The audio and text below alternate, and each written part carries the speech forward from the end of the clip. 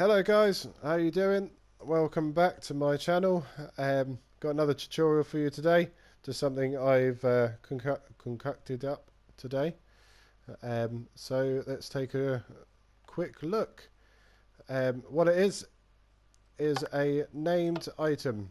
Give yourself a named item. So as you may be aware, with Bedrock, because we haven't got NBT tags, you can't give yourself through the /give, so we have to think of some creative ways to be able to give ourselves a named item. There are some good machines out there. I've seen ones with cloning chests, using droppers, and then teleporting items, and this is another teleport item, but it's done in a different way. I think it's a little bit more multiplayer friendly, but let's have a look. This is the machine.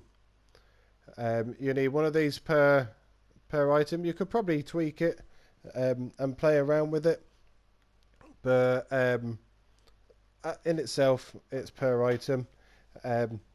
If you're not aware, structure blocks are now available in normal worlds, so you don't have to be an experimental now. You can use them. They were available, but you could never use them. They were just there. So to give yourself a structure block, do /give @self structure _ block.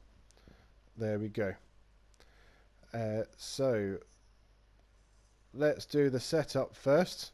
To set up the structure block, you want to place your structure block 1 block above the ground. In the save mode, name your what you want to save. So we're just going to do item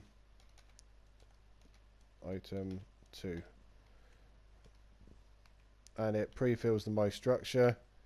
You want X, Y and Z on the size to be 1, and keep the offset to -1 on the Y.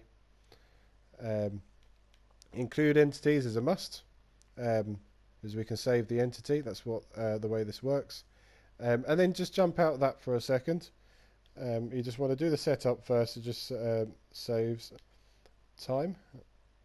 I'm going to grab an item and an anvil. Name it whatever you want it to be named. Test 2. I think I've done another test 2, but I'm going to do that one anyway. Test 22. It doesn't have to just be a named item. You could do this with enchanted gear, if you want to give enchanted gear, and just chuck that underneath in the box. And you want to leave it there for a little bit, because you want to have the pickup data increase, so or decrease, one of the two in it, whichever happens while it's on the floor. Because while it's sat there on the floor, the longer it is, the quicker you will pick it up. So you want that pickup data to change, and then we can save that.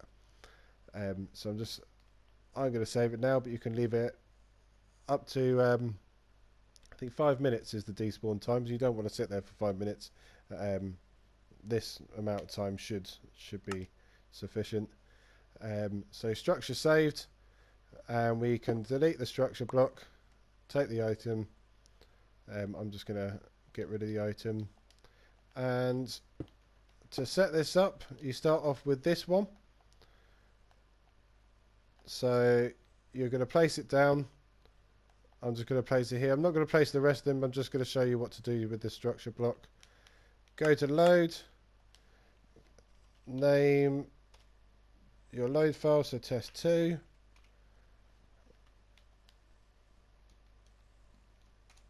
Was it test 2, item 2? There you go, it was item 2. You want the offset to be 0 on all X, Y and Z.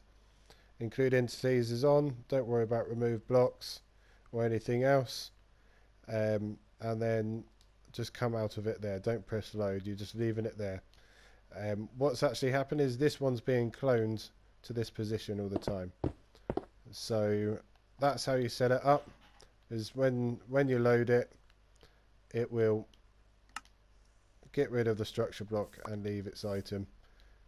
and that is my named item, test 22. So let's look at the commands. So of course you start off with that structure block. You're doing a clone command, and you clone into this position to the right here. So I've done it with the relative position, so the squiggles. You could do it with the actual coordinates, doesn't matter either way. On a repeat, unconditional, always active.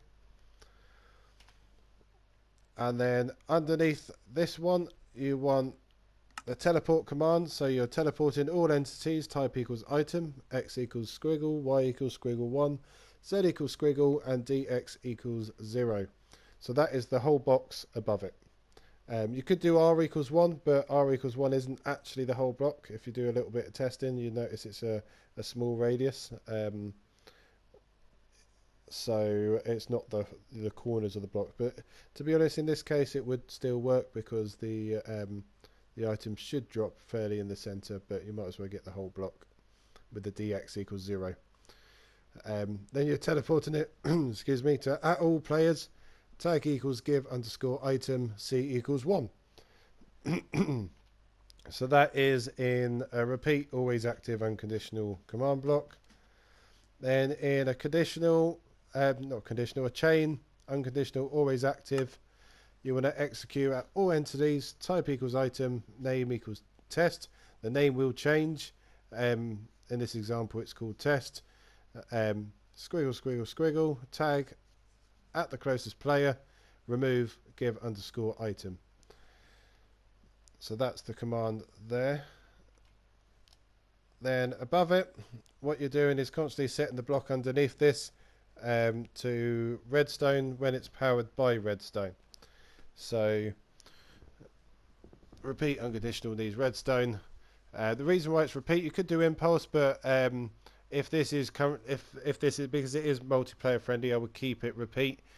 If you had an impulse and two people used it at the same time or straight after each other, it could clog up with redstone block. Because this next one will be setting this gap to redstone block, which will activate this to drop the item, and then also activate this to remove the redstone. So this one is execute at all players, tag equals give underscore item, squiggle, squiggle, squiggle, set block, and then you need the actual coordinates of that gap. You can't use the relative, because otherwise, if you use relative, so the squiggles, it'll end up setting the block at the player with the tag, and then redstone block, redstone underscore block. The reason why we're doing an execute here is to reduce the amount of command blocks. We don't have to do a test for to then activate a set block. So if we use an execute, it would only set block when there is a player with the give item tag. So it's a little shortcut there. And that is the commands. So the way to trigger it, I've just put it in here, but you tag the person with give underscore item. And as soon as you give them the tag, they are given the item. What I'll do is I'll do it, let's clear my items, let's do it facing the machine. You can see the machine running. Tag self add give underscore item. There we go. And if I clear everyone, I am on my Pocket Edition.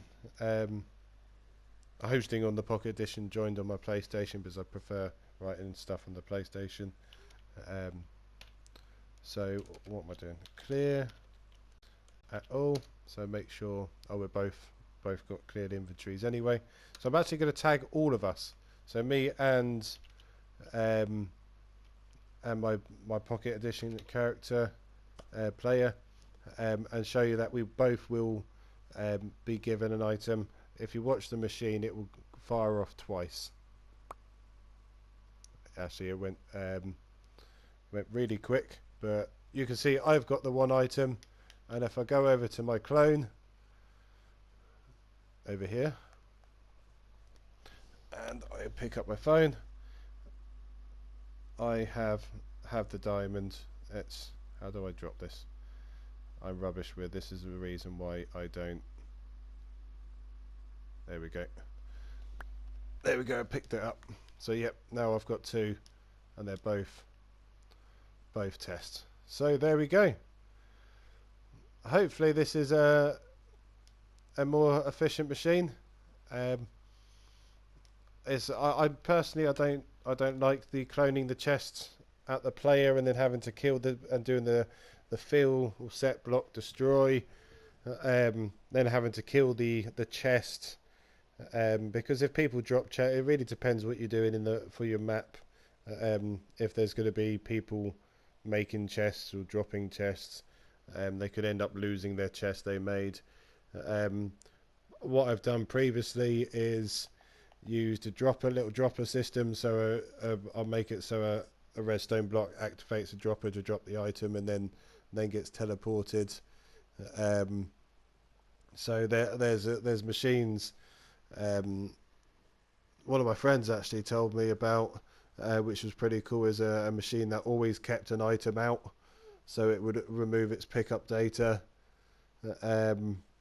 But this way you can actually save it in the structure block with that already done, so you don't have to have an item causing any lag, especially if you've got multiple items. So hopefully this does you well. If you want to see anything else, please comment below. Like and subscribe as normal, to help me keep my channel going, and just let me know if there's anything else you need. Right, thank you very much for watching. Have a good day.